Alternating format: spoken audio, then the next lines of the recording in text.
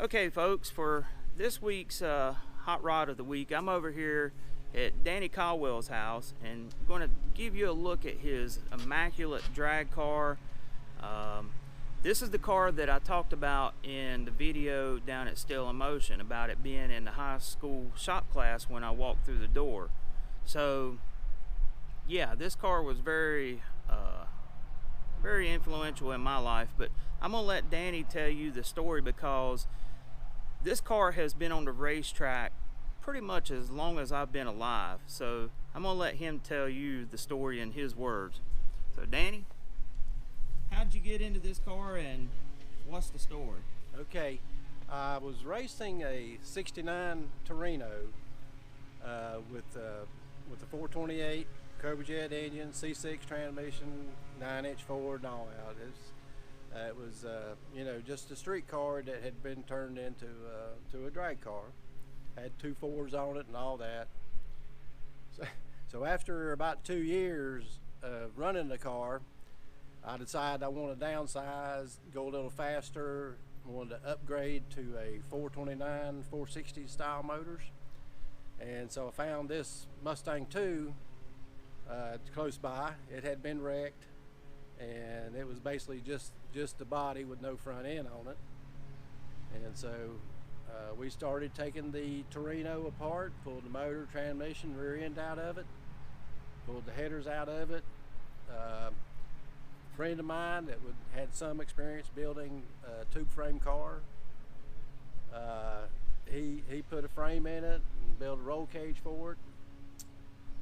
And we put the 428 in with 2 4s, and it run around the 650s with it, an 1/8 mile. But when it had the when it had the 428 in it, so we wanted to upgrade to the 429 460 in it around 1991. And another good friend, Anna race car builder, Cookie Thompson Race Cars. I told him about it, what I was wanting to do, and he said, well, let's just put a whole new frame in it. Need to update the frame. We need to put a funny car style roll cage in it. And so he built the frame for it. He mounted the body on it, and then I took delivery on it, and I put the engine, transmission in it, and wired it up, did all the plumbing myself, cut all the windows for it, and started racing it. And I guess it was 1993, and so we've been racing it ever since those days. And this motor in it right now is actually the first one I started in '93. Now it has had I think three different crankshafts. I think it had maybe 3 different sets of rods, 2 different sets of pistons, 2 different sets of heads. But from '93, that block is the same block, and 6 of the pistons are still the same ones from 1993. That's pretty awesome. Currently it'll run, when I run an all-out class, depending on the weather, of course, it has run 5.62 an 1/8 mile. That's pretty stout.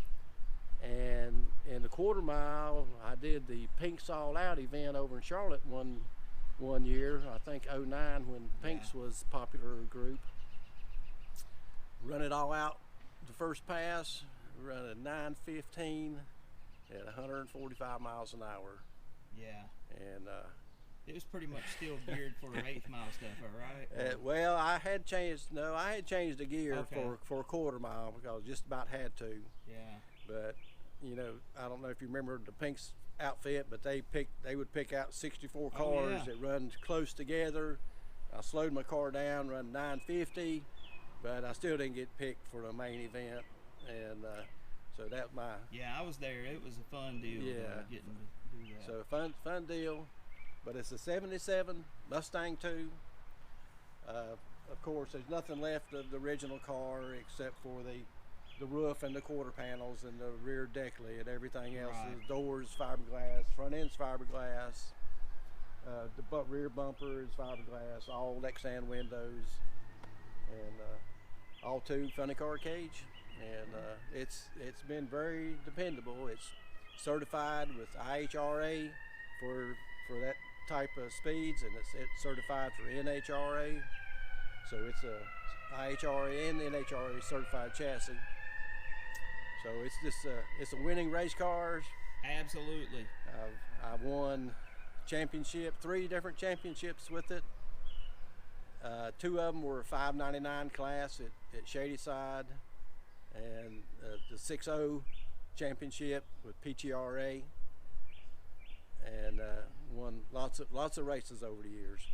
Well, Danny, I really appreciate you taking the time to tell me about the car, and you're going to get to see a lot of those pictures and a lot of nostalgia in this video, but I do appreciate it, man. Thank you very much, Yeah. Andy. Yep.